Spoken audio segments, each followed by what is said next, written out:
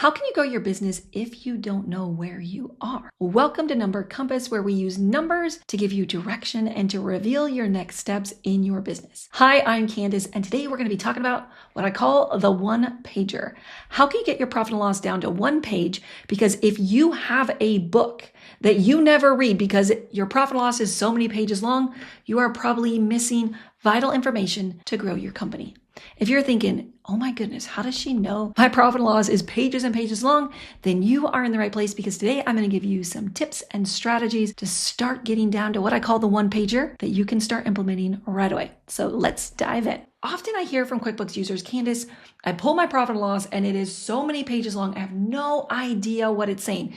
And this is a huge disservice to your business. And so today I want to dive into some tips and tricks that you can be using right now to change this. Okay, so let's talk about it. What is a profit and loss?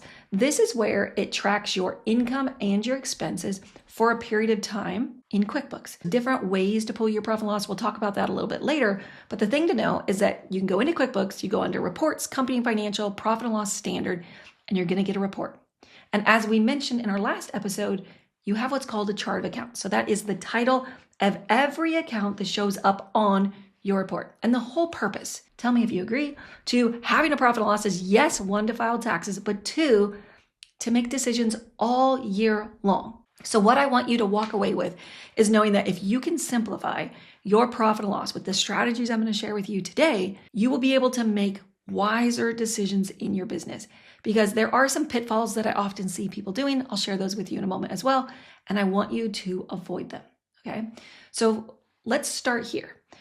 When you look at your profit and loss, you're always going to see your income and then your different types of expenses. And if you tend to have a profit and loss that's pages and pages long, a book, as you could call it, you're probably never going to want to pull it. And so we want to simplify it.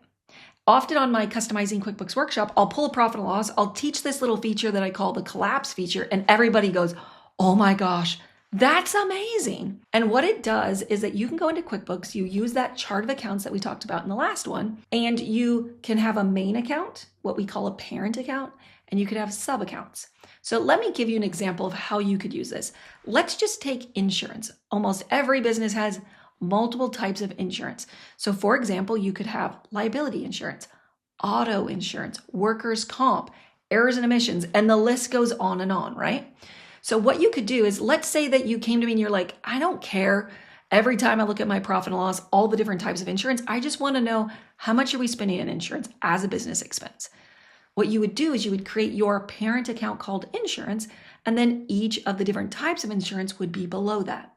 So you could go in and use this handy dandy feature where you could collapse it and it will shrink down this profit and loss that gives you detail when you need it, but becomes what I call a one pager as well. So we actually had a construction company inside our Commerce QuickBooks training program, and the manager came to me and she goes, Candus, the owners want it one page, but where I find this so challenging is they'll also come to me and want more details, and the only way I can get them is if I'm tracking them. And so this is what I taught her. I said, go in and create your main account, the account they want to see, but then all the extra things you're going to need later, create those as sub accounts. And so she went back to the owners and she gave them the one pager, and they were like, oh, this is what we've been wanting, right? So this is just a feature in QuickBooks that you can use. If you want to see this, if you're a visual person, you're like, I understand what you're saying, but I really need to see it.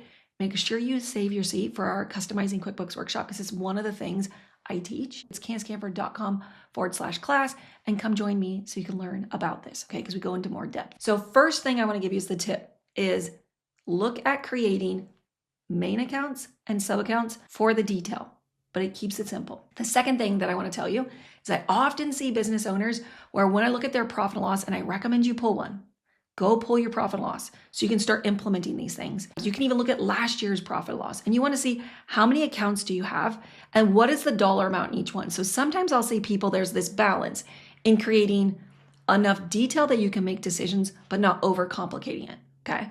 So if you're the kind of person who already has all this depth and you're thinking, ooh, I'm going to run with this idea, be careful. I want you to use it where it's appropriate, but don't overcomplicate things. Because if you have a profit and loss and you have expenses that is, say, the total amount for the whole year is $10, $20, maybe under $100, depending on the size of your business, you're doing yourself a huge disservice because you're taking time to enter it to those different accounts and going through a huge list of a chart of accounts, but you're also not being effective, right? And you're wasting time. Because if you say have a $100,000 business, a multi-million-dollar business, or maybe a $10,000 business, you really want to say, where is the threshold? How much money, when we're looking at last year's profit and loss, how much money do we think we should have spent on something to be tracking it? Because if it is below $100, $10, I've seen these on people's profit and loss, then you're overcomplicating things. So part of this one-page concept is, how can we have the depth we need with maybe sub-accounts, but then how do we also not have a waste of accounts that somebody's having to go try to find the right place to put it and it doesn't need to be there?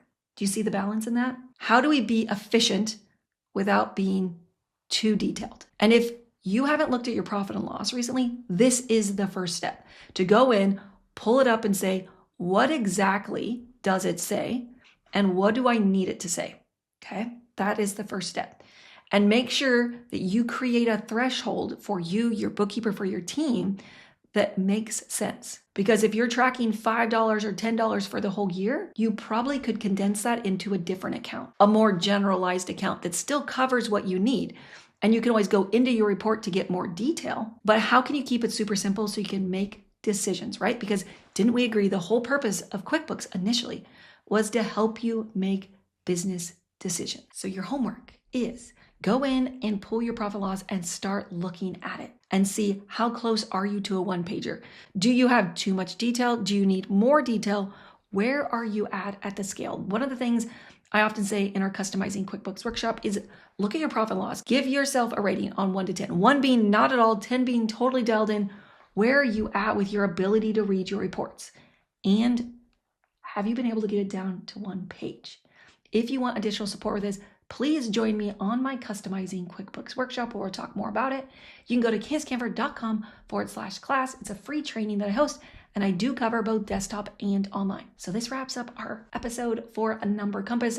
Think about the one-pager and how to get your profit and loss down to 1 page.